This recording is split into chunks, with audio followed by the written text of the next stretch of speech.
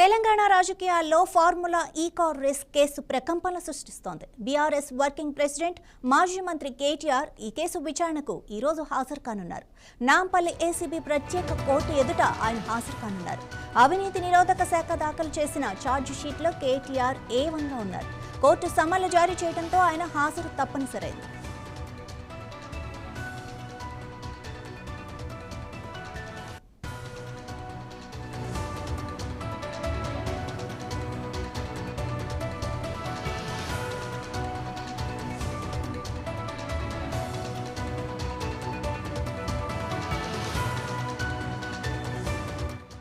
BRS హయాంలో హైదరాబాద్లో జరిగిన ఫార్ములా ఈ కార్ రేస్ నిర్వహణలో భారీగా అవకతవకలు జరిగాయని ఆరోపణలు ఉన్నాయి.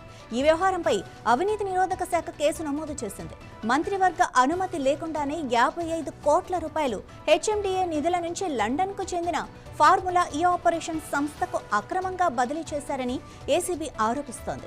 ఈ నిధుల మళ్లింపు కోసం హెచ్ఎండిఏపై నాటి మంత్రి కేటీఆర్ ఒత్తిడి చేశారని ఏసీబీ తన ఛార్జ్ షీట్లో పేర్కొంది. అందుకే కేటీఆర్ని ఈ కేసులో A1 నిందితుడిగా చేర్చారు. నాటి పురపాలక శాఖ ముఖ్య కార్యదర్శి అరవింద్ కుమార్, హెచ్ఎండిఏ మాజీ చీఫ్ ఇంజనీర్ BLN రెడ్డితో పాటు మరికొందరిపైన అభియోగాలు మోపారు. కోర్టు సమన్లు జారీ చేయడంతో నిందితులందరూ విచారణకు హాజరు కావాల్సి ఉంటుంది. ఈ కేసులో ఇంతవరకు ఎవరిని అరెస్టు చేయలేదు. అయితే కోర్టు ఎలాంటి నిర్ణయం తీసుకుంటుంది అనేది ఇప్పుడు ఆసక్తికరంగా మారింది. కేటీఆర్ కోర్టుకు హాజరవుతున్న నేపథ్యంలో ఈ కేసులో తదుపరి పరిణామాలు ఎలా ఉంటాయో చూడాల్సి ఉంది.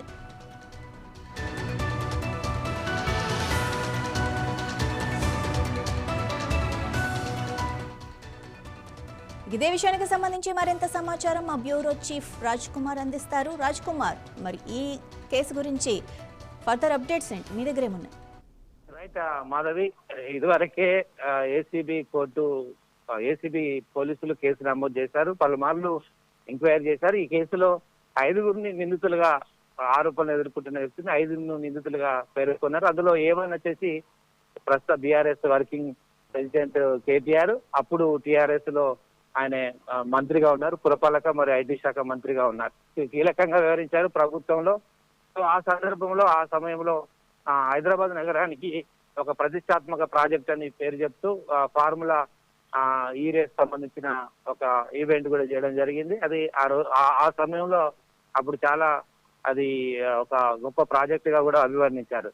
సో 10th సీజన్ కు అంటే 10వ సీజన్ కు ఆల్రెడీ కొంత అయిపోయింది. ఇంకా లాస్ట్ సీజన్ కు ఏదైతే ఉందో ఆ 10వ సీజన్ కు సంబంధించి జరగాలి. దీనికి సంబంధించి ఇంటర్నేషనల్ అంటే విదేశీ సంస్థ వాళ్లకు అమౌంట్ ఇస్తేనే వాళ్ళు నెక్స్ట్ ఈవెంట్ సిరీస్ 10వ సిరీస్ చేసే అవకాశాల నేపథ్యంలో ఇక 55 కోట్లు దాదాపు 50 crores గవర్నమెంట్ నుంచి ఆ విదేశీ సంస్థకు రిలీజ్ చేశారు. అయితే ఈ రిలీజ్ చేసే సందర్భంలో ఎలాంటి క్యాబినెట్ అప్రూవల్ కానీ ఆర్థిక శాఖ అనుమతి కానీ ఏదైతే ప్రొసీజర్ ఫాలో కావాలో అమౌంట్ ఇస్తున్నప్పుడు ప్రభుత్వం నుంచి ప్రొసీజర్ ఎలాంటి ప్రొసీజర్ కాకపోవడంతో బదిలీ చేశారు. కానీ అది ఎలక్షన్ సమయము, గవర్నమెంట్ మారే సమయము, ఆ బిజీలో ఉండడంతో మేము చేస్తామని చెప్తున్నప్పటికీ కాంగ్రెస్ ప్రభుత్వం దానిపై ఫిర్యాదు చేశారు. సో ఇలా వితౌట్ పర్మిషన్స్, ఎలాంటి ప్రోటోకాల్ ప్రొసీజర్ నియమ నిబంధనలు పాటించకుండా డబ్బులు బదిలీ చేశారు. ఇది అవినీతి కిందికి వస్తుంది అని విదేశీ సంస్థకు డబ్బులు బదిలీ చేశారని ఏసీబీ రంగప్రవేశం చేసింది.